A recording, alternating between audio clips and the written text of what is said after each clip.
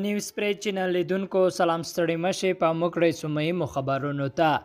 امنیتي سرچینه وای د فاریاب دولت آباد ولسوالۍ طالبانو نیولې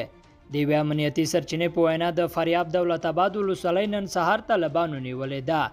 دا خبره یو امنیتي سرچینه زده رادیو ته وکړه خو د سرچینه د خپل نوم له یادولو ډډه وکړه او څرګنده کړه چې اجازه نه لري چې له رسنیو سره وغږیږي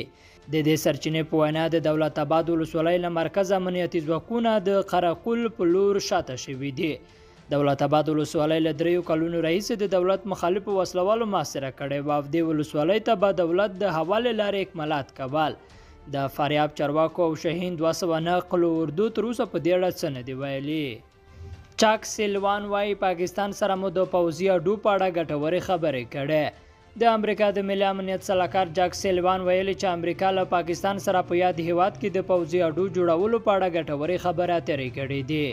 نوموړي زیاته کړې چې امریکا له پاکستان سره په پوځي استخباراتي او ډیپلوماټیکي کچه خبرې کړې څو ډاډ ترلاسه شي چې افغانستان بیا د ترهګرو پر خوندي پټن ځای نه بدلیږي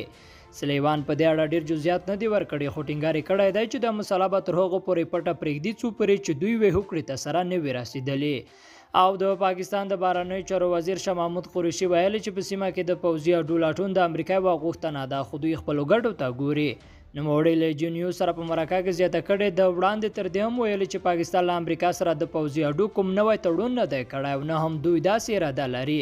نوموړي دغه راز څرګنده کړې چې پاکستان په افغانستان کې امن ته لیواله دی او غواړي چې له دغه هیواد څخه د بهرنیو ځواکونو له وتلو سره سم د سولې پروسه هم پرمختګ ولري قریشي وایي اوس ټوله نړۍ د نتیجې ته رسېدلې ده چې پاکستان د افغان کشلۍ نه بلکې د دې کشلۍ د حال یوه مهمه برخه ده لیدونکو له ملتیا مننه ښې چارې